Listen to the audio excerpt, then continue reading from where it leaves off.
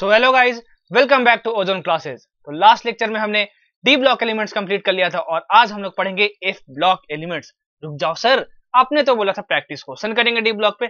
मैंने फिर सोचा थोड़ा सा यहाँ पे प्लान में चेंज कर लिया जाए, पहले एफ ब्लॉक पढ़ लेते हैं। एफ ब्लॉक बहुत ही छोटा चैप्टर है, उसके बाद डी एंड एफ ब्लॉक का एक साथ प्रैक्टिस क्वेश्चन कर लेंगे। ठीक है, तो आज हम लोग पढ़ेंगे क्या? आज हम लोग पढ़ेंगे एफ ब्लॉक एलिमेंट्स। उससे पहले मैं बता दूं आपको कि हमारे क्रैश कोर्स लॉन्च हुआ है, जिस क्रैश कोर्स का नाम है सिग्मा स्टार 2.0। इस पे बहुत अच्छा और बहुत भयंकर रिस्पांस दिया बच्चों ने, और बहुत खुशी की बात यह है कि बहुत सारे बच्चों ने इसको ऑलरेडी परचेस कर लिया है। इसमें आपको 50 दिन के अंदर निट का हर एक चैप्टर बहुत अच्छे तरीके से कवर करवाया जाएगा। और सबसे जो नोट करने वाली पॉइंट है कि इसमें सारे रिकॉर्डेड लेक्चर्स ही होंगे, तो आप लाइव लेक्चर्स इसमें एक्सपेक्ट बिल्कुल भी मत करना। ठीक है, सारे लेक्चर्स जो होंगे रिकॉर्डेड होंगे, बायोलॉजी के, केमिस्ट्री के एंड फिजिक्स के, और सारे एक बार में अनलॉक कर दिए जाएंगे। आपको जो जब देखना है आप देख सकते हो। आपको चैप्टर वाइज डीपीपीज भी मिलेंगी और उसके साथ उसका सोल्यूशन भी मिलेगा। आपको लेक्चर के नोट्स भी मिल जाएंगे, जो भी रिकॉर्डेड लेक्चर होगा उसका आपको नोट्स भी मिल जाएगा, और साथ ही साथ आपको ऑनलाइन फ्री टेस्ट सीरीज भी मिलेगी। ठीक है, तो लेना है तो जल्दी से ले लो। इसका प्राइस अब बढ़ा के ₹1849 कर दिया गया है, क्योंकि ऑलरेडी बच्चे इतना ज्यादा इसको खरीद चुके हैं कि हमारा सर्वर कॉस्ट बढ़ चुका है। ठीक है, इसलिए अभी इसका प्राइस ₹1849 हमने कर दिया है। तो अगर और सर्वर कॉस्ट आता है तो हम लोग इस प्राइस को भी बढ़ा सकते हैं। तो 1849 अभी भी बहुत अफोर्डेबल प्राइस है, तो आप इसको चाहो तो परचेज कर सकते हो। ठीक है, मजा आ जाएगा भाई। अच्छा, और हमने पहले निट 2021 के लिए ऑलरेडी अपना एक टेस्ट सीरीज लॉन्च किया, ऑनलाइन टेस्ट सीरीज, जिसमें 10 माइनर टेस्ट हैं और जिसमें 10 मेजर टेस्ट हैं। मेजर टेस्ट का मतलब क्या? ये फुल लेंथ टेस्ट है, मतलब इसमें 11-12 का फुल सिलेबस है, और इसमें तुम्हारा पार्ट वाइज टेस्ट है। इसमें तुमको डिटेल्ड वीडियो सॉल्यूशन मिलेगा, ये मजे की बात है। और फिजिक्स की जो वीडियो सॉल्यूशन होती है वो मैं प्रोवाइड करता हूँ यहाँ पे, एकदम मजा आ जाएगा भाई। और इसका प्राइस जो है हमने रखा है ₹999 ओनली। बहुत अच्छा पेपर का पैटर्न है। बहुत सारे पेपर्स को टफ भी रखा गया है, इसलिए क्योंकि ताकि पेपर अगर टफ आ जाए तो आप घबराओ मत। ठीक है, नाम क्या है? Rank booster test series NEET 2021। ठीक है, अच्छा चलो अब बढ़ते हैं मार्क्सअप मॉड्यूल्स में। ये बहुत खास बात है हमारे हमारे मार्क्सअप की। चाहे वो फिजिक्स सब्जेक्ट हो, चाहे वो केमिस्ट्री सब्जेक्ट हो, चाहे वो बायोलॉजी सब्जेक्ट हो, आप हमारे मार्क्सअप के मॉड्यूल्स हार्ड कॉपी, इसके हार्ड कॉपी भी आप ऑर्डर कर सकते हो, आपके घर पे पहुंच जाएगा। इसमें टोटल 33 से भी ज्यादा बुक्स हैं। ये हार्ड कॉपीज की बात कर रहा हूं, सॉफ्ट कॉपी नहीं। ठीक है, और इसके साथ साथ आपको इसके सॉल्यूशन बुकलेट भी मिलेगी, और इसके साथ साथ आपको निट और एम्स का प्रीवियस ईयर क्वेश्चन का भी बुकलेट मिलेगा। और इसमें थ्योरी, इतनी क्रिस्प थ्योरी रखी गई है कि इसको पढ़ लोगे आप एक बार इस मॉड्यूल्स को, तो किसी और बुक को आपको पढ़ने की जरूरत नहीं पड़ेगी। ठीक है, तो चाहते हो ऑर्डर करना तो आप कर सकते हो। ठीक है, इसका ज्यादा प्राइस इसका भी नहीं रखा गया है। अच्छा, बहुत अफोर्डेबल प्राइस रखा गया। सर इतना कुछ आपने बता दिया, इसको सर परचेस कैसे करेंगे? आप प्ले स्टोर पे जाना। ठीक है, प्ले स्टोर पे जाते ही Marks Up learning app, Marks Up learning app या सिंपली मार्क्स अप सर्च कर लेना। ठीक है ना, जैसे ही आप सर्च करोगे तो आपको मार्क्स अप लर्निंग ऐप दिख जाएगा, उसको इंस्टॉल कर लेना। छोटा सा रजिस्ट्रेशन मांगेगा, रजिस्ट्रेशन करके आप जैसे ही खोलोगे आपको ये सारे कोर्सेज दिख जाएंगे, और सबके प्राइसेस भी आपको लिखे हुए वहां पे मिल जाएंगे। ठीक है, बहुत ही अफोर्डेबल प्राइस रखा गया, प्लीज एक बार चेक करना, और पसंद आए तो खरीद लेना।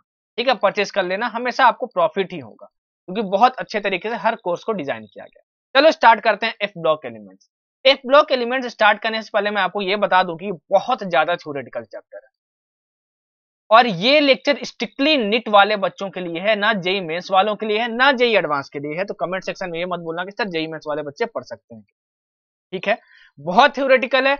जितना इंपॉर्टेंट है निट पॉइंट ऑफ व्यू से उतना ही बताऊंगा, कुछ भी फालतू नहीं बताऊंगा। और इसके बाद D and F block complete हो जाएगा, तो आप प्लीज प्रैक्टिस क्वेश्चन सीरीज जरूर देख लेना। इसकी प्रैक्टिस क्वेश्चन सीरीज मतलब पुशअप सीरीज जरूर देख लेना, क्योंकि जो पॉइंट्स अगर मैंने डी एंड एफ ब्लॉक में छोड़ दिए, जो आउट ऑफ एनसीईआरटी थे, या फिर जो इंपॉर्टेंट है, जो क्वेश्चन के थ्रू ज्यादा अच्छे तरीके से एक्सप्लेन किया जा सकता है, वो मैं पुशअप सीरीज में करवाऊंगा। तो वहां भी आपको नए पॉइंट्स मिलेंगे, तब जाके आपको डी एंड एफ ब्लॉक अच्छे से कंप्लीट हो जाएगा। ठीक है, चलो एफ ब्लॉक की बात करते हैं। एफ ब्लॉक की बात करें तो एफ ब्लॉक को हम लोग बोलते हैं इनर ट्रांजिशन एलिमेंट्स। क्या बोलते हैं हम लोग? Inner transition elements. जो जो बोलूंगा, जो जो लिखूंगा, जो जो हाईलाइट करूंगा, सब कुछ नोट्स में डाल देना।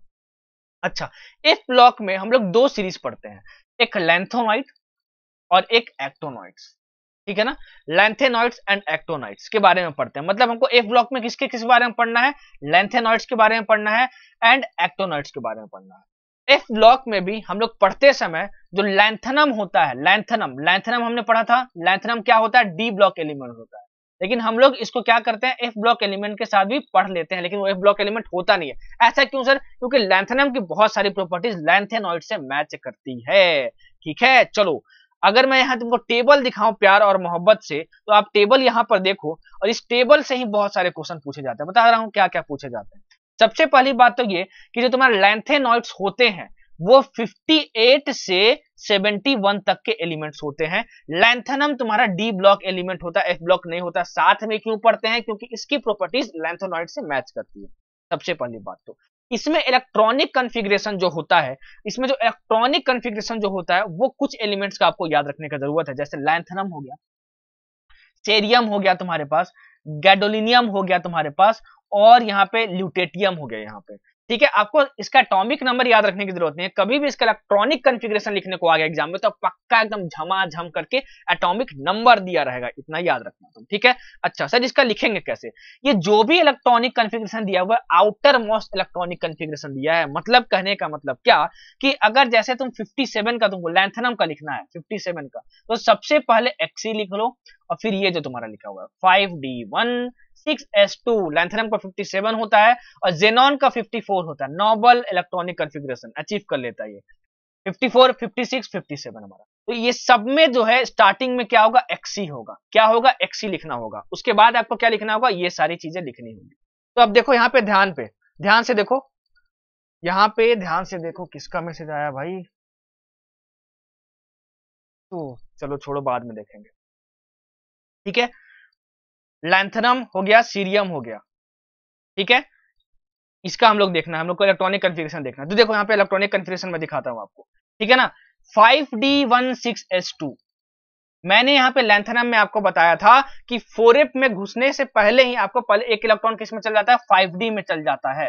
ठीक है, कहां चल जाता है, 5d में चल जाता है। वो अफबाउ रूल को क्या करता है, वॉयलेट करता है। ये मैं डी ब्लॉक एलिमेंट में आपको बता चुका हूं ऑलरेडी लैंथेनम का।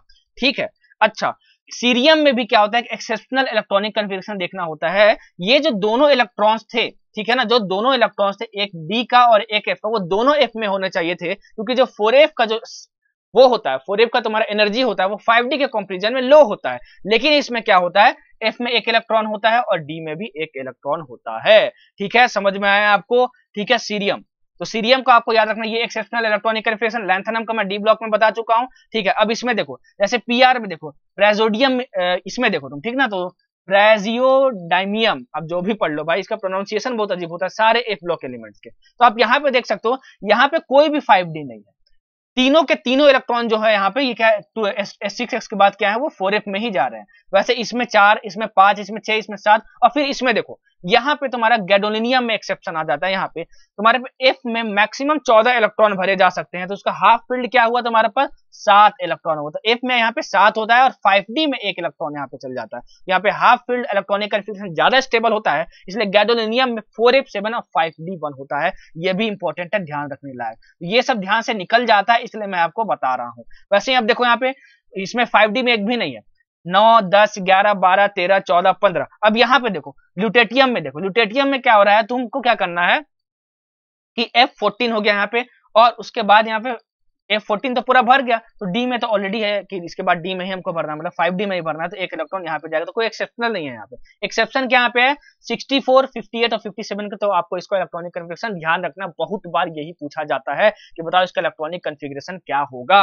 ठीक है, सब में, बाकी सब में 5D में नहीं है, 5D में 57, 58 और 64 में है। ये तुम्हारा एक्सेप्शनल इलेक्ट्रॉनिक कॉन्फ़िगरेशन होता है। ठीक है, अच्छा यहाँ पे अगर आप इसका 3+ आयन बनाओ, सबका 3+ आयन बनाओगे, सबका 3+ आयन बनाओगे, तो आप देख सकते हो कि यहाँ पे 4f में यहाँ 0 इलेक्ट्रॉन, 1 इलेक्ट्रॉन, 2, 3, 4, 5, 6, 7, 8, 9, 10, 11, 12, 13, 14, 15।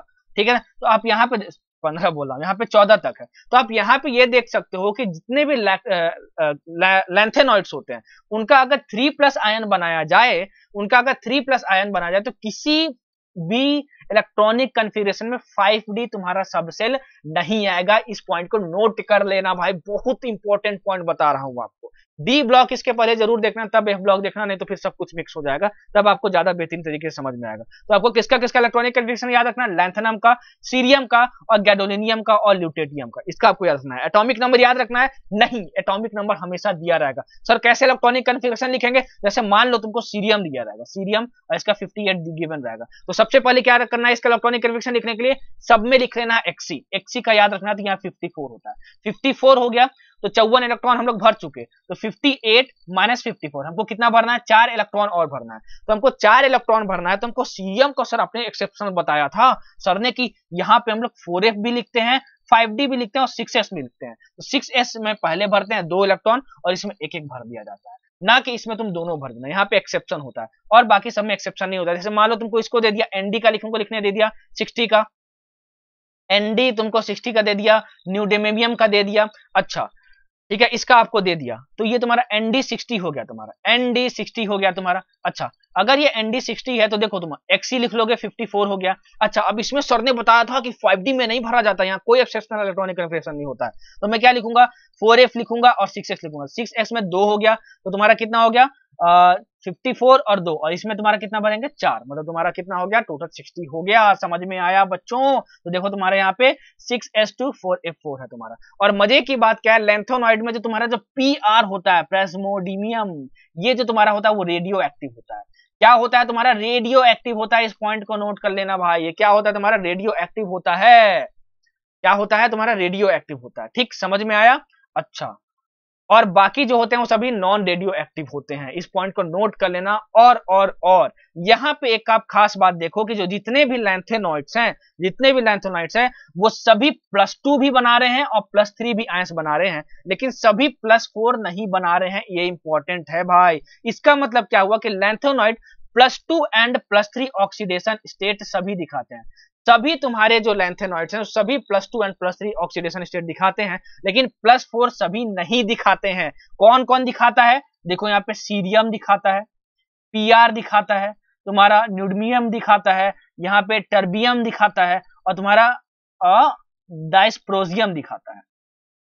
तो सर क्या ये याद रखना है, बस 2 याद रखना है आपको, तो 3 याद रखना है आपको, सीरियम पीआर और एनडी मतलब न्यूडमियम का, मतलब इन तीनों को आपको याद रखना है कि ये +4 दिखाता है, बाकी +4 नहीं दिखाता। जैसे लैंथेनम जो है वो +4 नहीं दिखाता है, ल्यूटेटियम जो है वो +4 नहीं दिखाता है, तो मोस्ट कॉमन ऑक्सीडेशन स्टेट्स कौन सा हो गया लैंथेनॉइड्स के लिए +2 एंड +3 हो गए।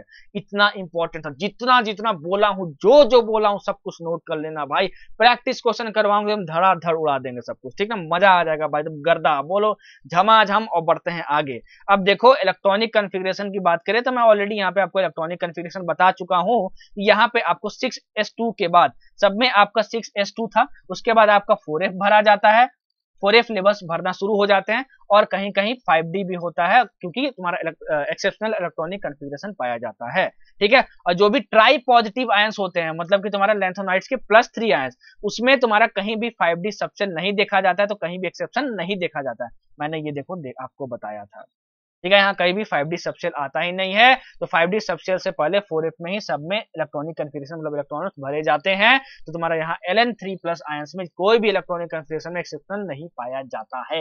जो बोल रहा हूँ जो लिख रहा हूँ उसके बेसिस पे नोट्स बना लेना। डी एंड एफ ब्लॉक तभी अच्छे से कंप्लीट आ जाएगा तब जब आपको एटॉमिक स्ट्रक्चर अच्छे से आप पढ़े होगे, उसके बाद डी ब्लॉक देखोगे, उसके बाद एफ ब्लॉक देख रहे होगे, नहीं तो भाई दिक्कत तो आएगी ही, ठीक है। चलो अब एक एक चीज तो मैं एटॉमिक स्ट्रक्चर का यहाँ नहीं पढ़ा सकता आपको। चलो अब देखता हूँ एटॉमिक एंड आयनिक साइजेस के बारे में। अब इतना भयंकर यहाँ पे वेरिएशन होता है एफ ब्लॉक एलिमेंट्स में, बहुत ज्यादा वेरिएशन पाया जाता है एफ ब्लॉक एलिमेंट्स में, और एफ ब्लॉक एलिमेंट्स में कहा लैंथेनॉइड्स में भी, ठीक है। कहां पाया जाता है लैंथेनॉइड्स में भी, लैंथेनॉइड में भी इरेगुलरिटी देखी जाती है और एक्टोनॉइड्स में भी देखी जाती है।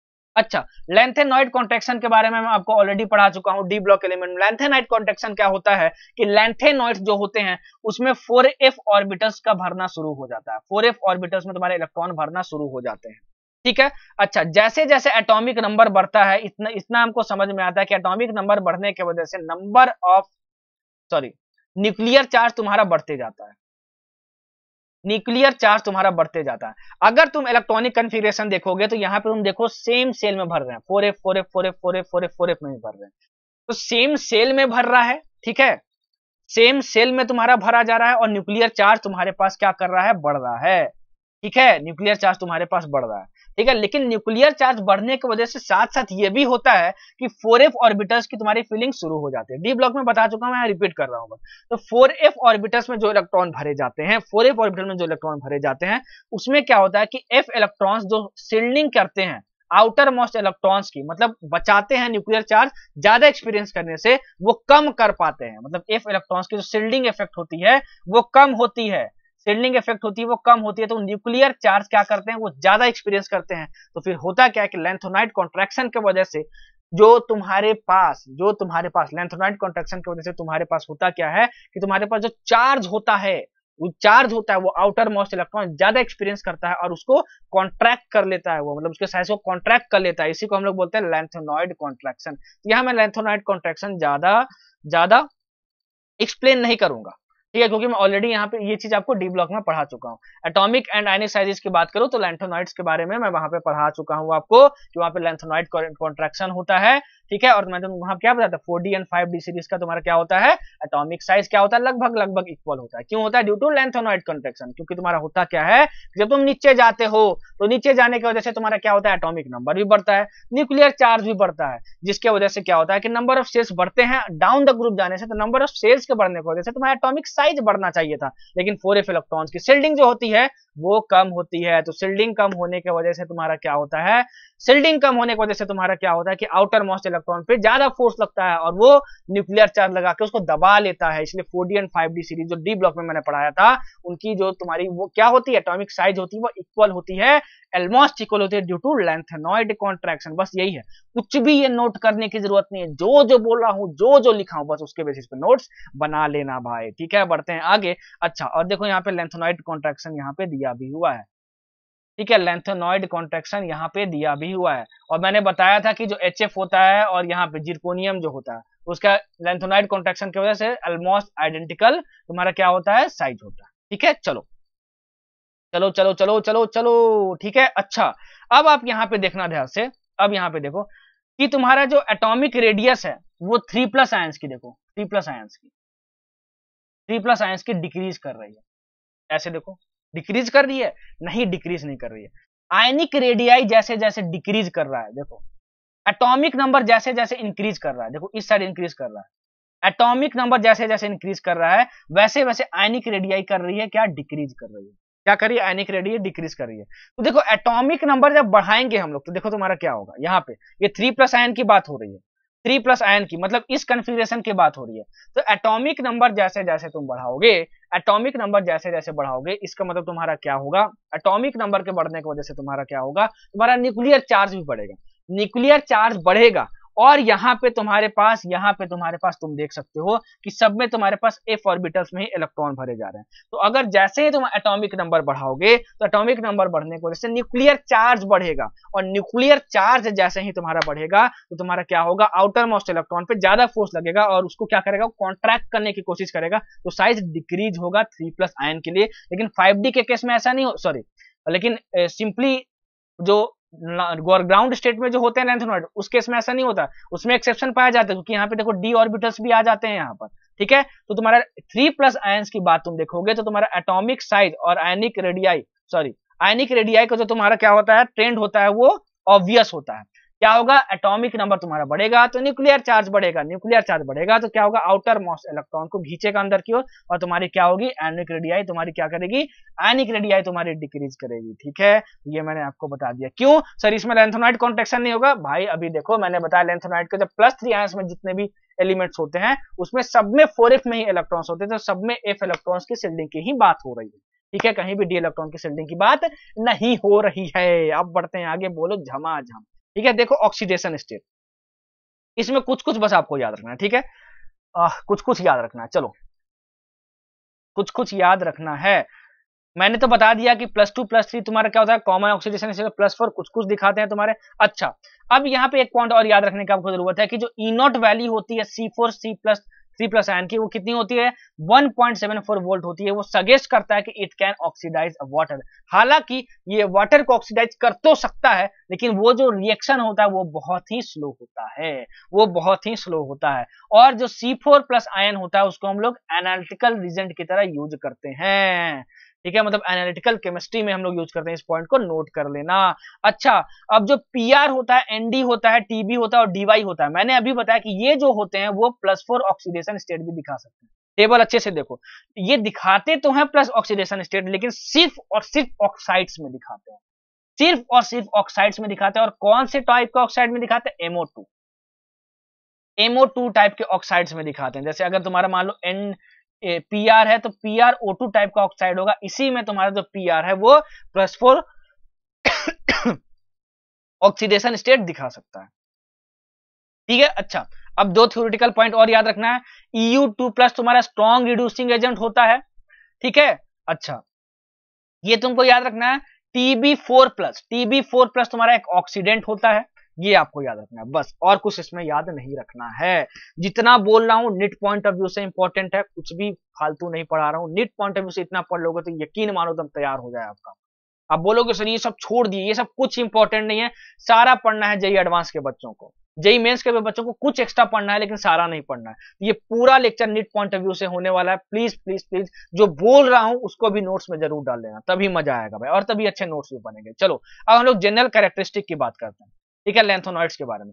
जितने भी लैंथोनॉइड्स होते हैं वो सभी सिल्वरी व्हाइट सॉफ्ट मेटल्स होते हैं, हार्ड नहीं होते हैं, और वो एयर में टैर्निश कर जाते हैं, ठीक है, और बहुत जल्दी टैर्निश करते हैं, ठीक है।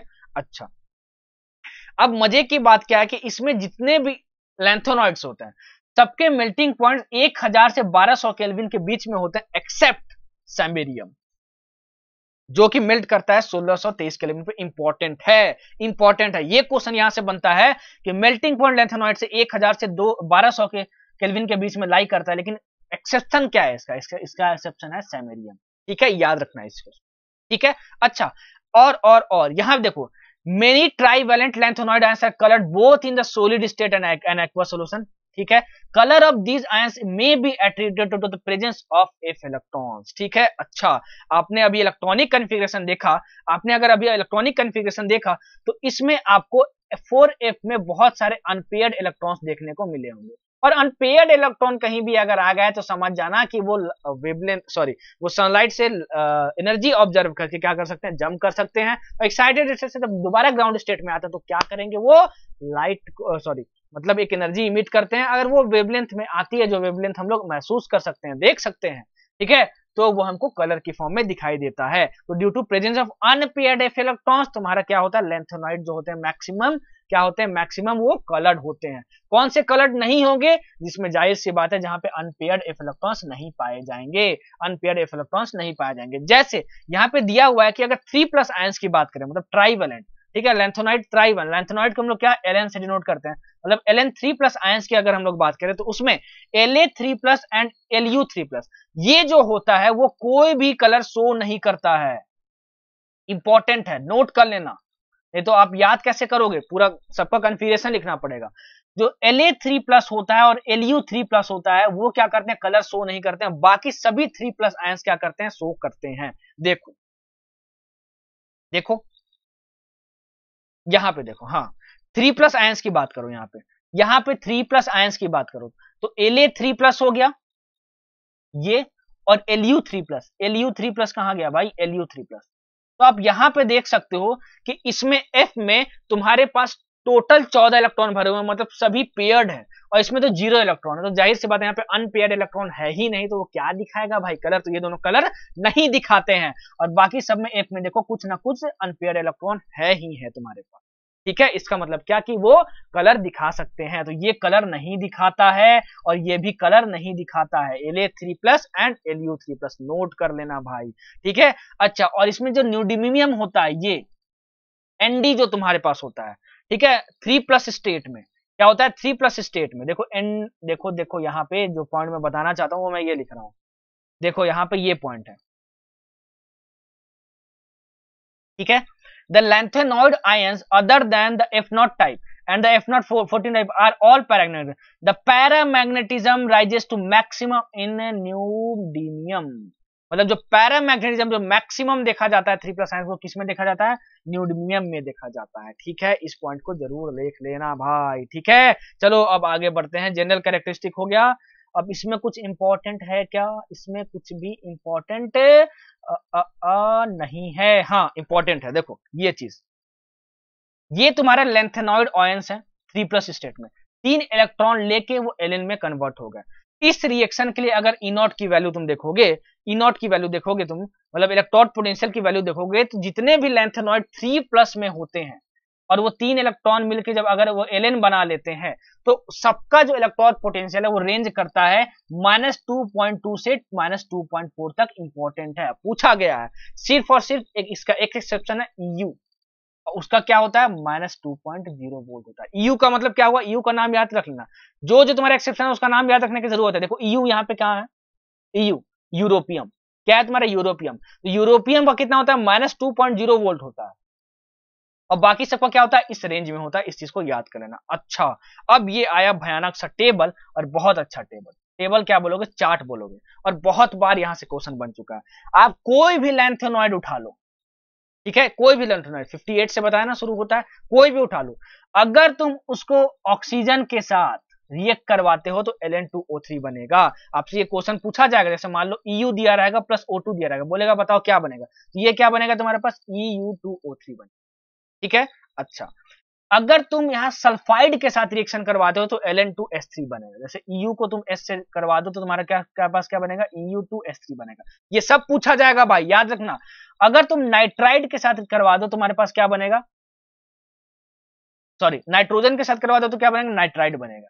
मतलब EU+N करवा दो तो तुम्हारे पास क्या बन जाएगा, EUN बन जाएगा, ठीक है। अगर तुम कार्बन के साथ रिएक्ट करवा दो तो तुम्हारे पास क्या बन जाएगा, EU+ तुम्हारे पास क्या हो गया, EU+ कार्बन, तो तुम्हारे पास क्या बन गया, EuC2 बन गया। और अगर तुम किसी भी एसिड के साथ रिएक्ट करवा दोगे, जैसे मान लो EU+H2SO4 करेंगे, तो ये क्या करता है, EU+H2SO4, तो हाइड्रोजन यहां से रिलीज होता है, ठीक है। अच्छा, हेलोजन के साथ करवा दोगे तो क्या बनेगा, LnX3 बनेगा। मतलब EU+ तुम्हारे पास Cl2 करवा दो रिएक्शन, तो क्या बन जाएगा तुम्हारे पास, EuCl3 बन जाएगा, ठीक है। और H2O के साथ क्या करवाओगे तो हाइड्रोक्साइड्स बन जाएंगे तुम्हारे, और साथ ही साथ H2 भी रिलीज होगा। मतलब EU+ तुम क्या करोगे, H2O करोगे तो तुम्हारे पास क्या बन जाएगा, EuOH3 प्लस तुम्हारे पास क्या बन जाएगा, H2 बन जाएगा। तो ये क्या क्या बनेगा यही तुमसे पूछा जाता है एग्जामिनेशन में, तो ये चार्ट याद रखना आपको बहुत इंपॉर्टेंट है। लिख लेना जो बताया हूं आपको, ये जो जो बन रहा है जिसके जिसके साथ रिएक्शन करवा के, वो सारा इंपॉर्टेंट है, ठीक है। चलो बढ़ते हैं अब आगे। इसमें कुछ इंपॉर्टेंट है क्या, इसमें कुछ भी इंपॉर्टेंट नहीं है, जो भी था मैंने और बता दिया है आपको। चलो अब बढ़ते हैं आगे, अब बढ़ते हैं आगे। इसमें कुछ छूटा नहीं है ना, एक बार फिर से देख लो, नहीं इसमें कुछ नहीं छूटा है। चलो, the best single use of the lanthanoid is of the production of alloy steels. Lanthanoid का जो बहुत ज्यादा यूज किया जाता है वह एलॉय मेटल्स बनाने में यूज किया जाता है, एलॉय मेटल्स बनाने में यूज किया जाता है। और उसमें जो बहुत फेमस लेंथोनॉइड का तुम्हारा जो एलॉय होता है वो होता है मिस्ट मेटल, बहुत इंपॉर्टेंट। और मिस्ट मेटल में क्या होता है, एक लेंथेनॉइड का मेटल होता है जो कि 95% होता है, इंपॉर्टेंट है याद रखना। उसमें आयरन जो होता है वो कितना होता है, 5% होता है, और sulphur, carbon, calcium and aluminium के ट्रेसेस भी होते हैं। लिख लेना, बहुत इंपॉर्टेंट है। कॉम्पोजिशन ऑफ मिक्स मेटल पूछा जाता है कि इसमें कौन कौन से एलिमेंट पाए जाते हैं, आपको टिक मारना होगा, ठीक है। तो sulphur, carbon, calcium and aluminium का ट्रेसेस पाया जाता है, आयरन 5% और एक लेंथोनॉइड मेटल यूज कर जाता है 95%। और ये जो मिक्स मेटल है ना भाई, वो बुलेट बनाने में यूज करते हैं और लाइटर फ्लिंट बनाने में यूज करते हैं, याद रखना भाई, ठीक है। याद रखना, बहुत इंपॉर्टेंट है ये। मिक्स्ड मेटल का उपयोग कहां होता है, बुलेट बनाने में एंड लाइटर फ्लिंट्स बनाने में, ठीक है, समझ में आ गया। चलो, हाँ, और कुछ लेंथेनॉइड के जो ऑक्साइड्स होते हैं वो यूज किए जाते हैं फॉस्फोर्स की तरह इन टेलीविजन स्क्रीन, मतलब टेलीविजन स्क्रीन को बनाने में हम लोग यूज करते हैं लेंथेनॉइड ऑक्साइड्स के, ठीक है। तो जो जो इंपॉर्टेंट है, बस इसमें क्या बताऊं भाई, ये तो बस थ्योरी है ना, आप नोट्स में डालोगे, आपको याद करना है, तो बस याद कर लेना, ठीक है। चलो बढ़ते हैं आगे। अब देखते हैं एक्टोनॉइड्स के बारे में। आप लैंथोनाइट्स में देखिए कि 4f तुम्हारे पास ऑर्बिटल्स भरते हैं। एक्टोनाइट्स में क्या होता है तुम्हारे पास, इसमें 5f ऑर्बिटल्स भरना शुरू हो जाता है। एक्टोनाइट्स यहाँ 90 से शुरू होता है। एक्टिनियम जो होता है तुम्हारा क्या होता है, डी ब्लॉक एलिमेंट होता है, लेकिन एक्टिनियम का एक्टोनाइट से तुम्हारा क्या होता है, कुछ प्रॉपर्टीज मैच करता है, इसलिए हम लोग यहाँ पे रख देते हैं। आप यहाँ पे देख सकते हो कि थोरियम है, थोरियम यहाँ पे तुम्हारे पास 5f नहीं भर जा रहा है, यहाँ पे एक्सेप्शन होता है। यहाँ 6d2 और 7s2 है, और बाकी सब में देखो 5f भरा गया। 5f 5f 5f 5f 5f 5f सब में भरा गया। तो ये इसमें पूछा जाता है कि थोरियम में तुम्हारे पास 5f ऑर्बिटल्स में फिलिंग होती है कि नहीं होती है, तो इसमें फिलिंग नहीं होती। ठीक है, इस पॉइंट को नोट कर लेना, इस पॉइंट को नोट कर लेना। और इसका इलेक्ट्रॉनिक कन्फिगरेशन आपसे कभी भी नहीं पूछा जाएगा, क्योंकि इसका इलेक्ट्रॉनिक कन्फिगरेशन में बहुत सारे एक्सेप्शन पाए जाते हैं, और इलेक्ट्रॉनिक कन्फिगरेशन में बहुत एक्सेप्शन पाए जाते हैं, इसलिए आपसे आयनिक साइज भी नहीं पूछता है। ठीक है, तो ये बहुत छोटा एक्टोनाइट्स के बारे में बहुत बहुत बहुत कम चीजें आपको याद रखनी है, इसमें कुछ नहीं याद रखना है। ठीक है, इलेक्ट्रॉनिक कन्फिगरेशन के बारे में। ठीक है, आयनिक साइज के बारे में भी आपको कुछ भी नहीं याद रखना है।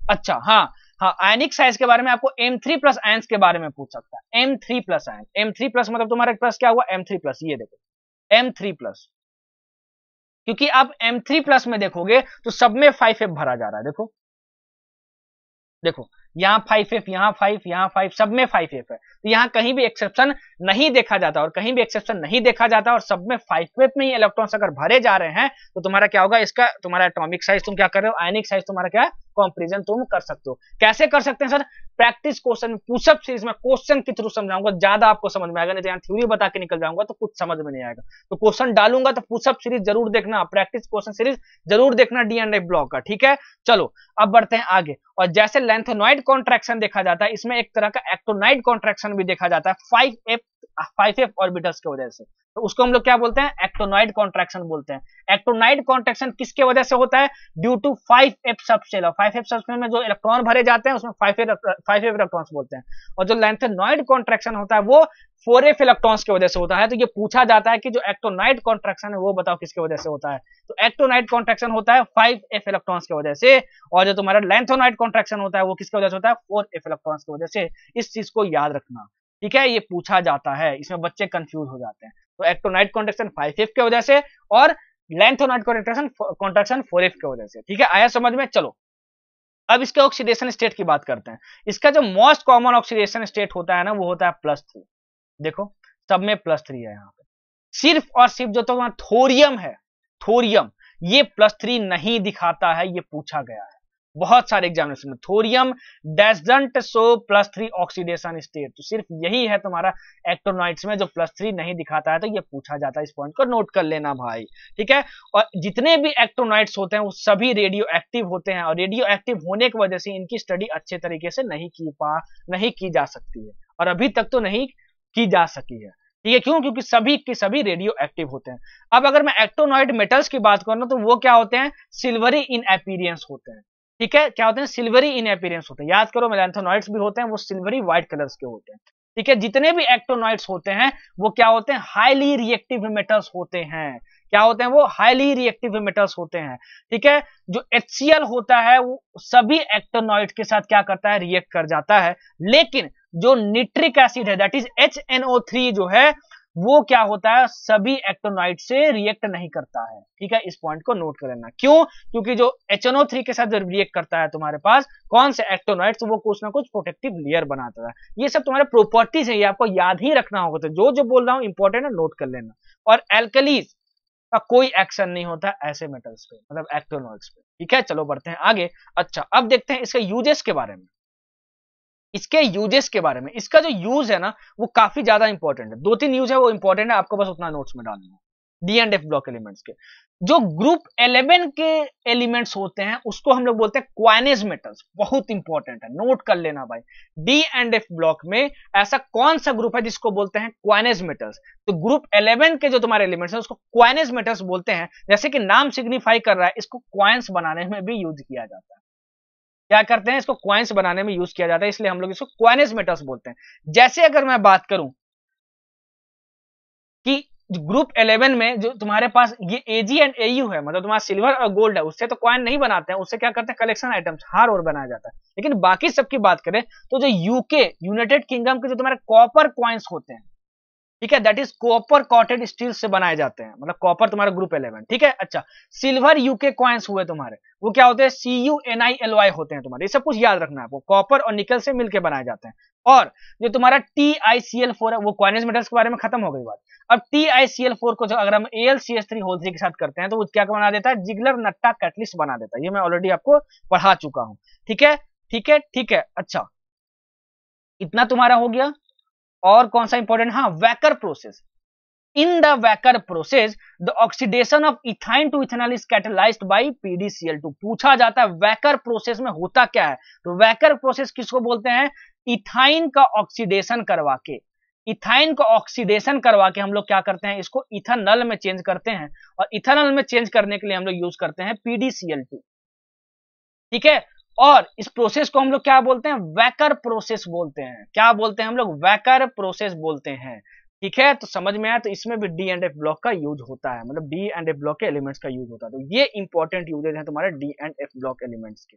इतना अगर आप पढ़ लिए भाई, तो डी एंड एफ ब्लॉक का एक भी क्वेश्चन आपका अटकेगा नहीं। मैं जो भी डी ब्लॉक पढ़ा दिया हूं आपको, उसके नोट्स अच्छे से बना लेना। जो एफ ब्लॉक पढ़ा दिया आपको, उसके नोट्स अच्छे से पढ़ा लेना, मतलब बना लेना और पढ़ लेना। उसके बाद अब मैं डी एंड एफ ब्लॉक का प्रैक्टिस क्वेश्चन करवाने वाला हूं। इस प्रैक्टिस क्वेश्चंस को जरूर देखना, क्योंकि डी एंड एफ ब्लॉक के कुछ क्वेश्चंस और कुछ रिएक्शंस आउट ऑफ एनसीईआरटी भी पूछे गए हैं, तो उसको मैं अपने प्रैक्टिस क्वेश्चन में क्वेश्चन के थ्रू कवर कर दूंगा। और तो और डी एंड एफ ब्लॉक पढ़ने के बाद बच्चों को कुछ ट्रेंड समझ में नहीं आते, तो मैं उनको क्वेश्चन की तरह बेहतरीन तरीके से एक्सप्लेन करूंगा क्वेश्चन बनाते समय। तो वहां भी आपको नए पॉइंट्स मिलेंगे, और जो वहां पे नए पॉइंट्स मिलेंगे उनको भी अपने नोट्स में डाल लेना, तब जाके आपका डी एंड एफ ब्लॉक अच्छे से कंप्लीट होगा। ये नहीं कि बस लेक्चर देख के छोड़ दिए। मैं बार बार बोल रहा हूं, प्लीज देखना प्रैक्टिस क्वेश्चन, तभी तुम्हारा डी एंड एफ ब्लॉक पूरी तरीके से कंप्लीट होगा, नहीं तो आपको आधा अधूरा महसूस होगा। क्योंकि कुछ क्वेश्चन जो है, कुछ कॉन्सेप्ट जो है, उनको क्वेश्चन की तरह ही समझो, तभी तुम्हारा ज्यादा क्लियर होगा। तो मैं वो उस चीज को वहां पे कवर करूंगा। तो प्लीज प्रैक्टिस क्वेश्चन देखना, मेहनत करते रहो, तो सक्सेस जरूर मिलेगी। टीचर पे विश्वास रखो, और उससे ज्यादा इंपॉर्टेंट है कि खुद पर भरोसा रखो। अभी लास्ट के बस 50-60 दिन बच गए हैं तुम्हारे पास। किसी का भी कंटेंट है, देखो वहां पे स्टिक होके देखो। ठीक है, वहां पे स्टिक होके देखो, वहां पे मतलब चल जाओ और पूरा देख लो। ठीक है, ये नहीं बोलता हूं कि मेरा ही देखो, लेकिन अगर सिर्फ मेरा देख रहे हो तो पूरा सीरीज देखो यार, आधा अधूरा मत देखो। क्योंकि इससे होता क्या है, तुम XYZ चैनल मान लो फॉलो करते हो, वहां का कंटेंट आपको अगर आपको पसंद आता है तो आप देखो वहां पे जा। ठीक है, लेकिन पूरा सीरीज देखो उनकी यार, नहीं तो टाइम आपका वेस्ट होगा। मेरी देखते हो तो मेरी देखो, किसी और की देखते हो किसी और की देखो। मैं ये नहीं बोलता बस मेरी। ठीक है, बस टाइम वेस्ट मत करो यार, क्योंकि टाइम वेस्टेज अभी कोई अफोर्ड नहीं कर सकता। अगर आप टाइम वेस्ट अभी कर रहे हो ना यार, तो इसमें सिर्फ नुकसान आपका, मेरा क्या नुकसान है यार, मैं तो पढ़ा के निकल जाऊंगा। तो प्लीज किसी भी टीचर का देखो तो पूरी सीरीज देखो। किसी भी टीचर, कोई भी टीचर आपको जो पसंद आता है उस टीचर का आप सीरीज देख लो पूरा, लेकिन टाइम वेस्ट मत करो, कि इधर उधर अभी जंप करोगे ना तो सिर्फ आपका टाइम वेस्ट है। ठीक है, तो अगर वीडियो पसंद आई हो तो वीडियो को लाइक कर दो, ना पसंद आई हो तो डिसलाइक कर दो, और बताओ क्यों ना पसंद आई। ठीक है, अगर चैनल का कंटेंट पसंद आता हो तो दोस्तों के साथ शेयर करो, चैनल को सब्सक्राइब करो, और प्यार मोहब्बत और प्रेम से पढ़ाई करते रहो। याद रखना, कोई भी बच्चा कमजोर नहीं होता, कमजोर होती है उसकी सोच। मेहनत करोगे तो पक्का तरक्की आपको मिलेगा। टाटा बाय बाय, मिलते हैं प्रैक्टिस क्वेश्चन में। प्रैक्टिस क्वेश्चन जरूर देखना। ठीक है, चलो फिर बाय।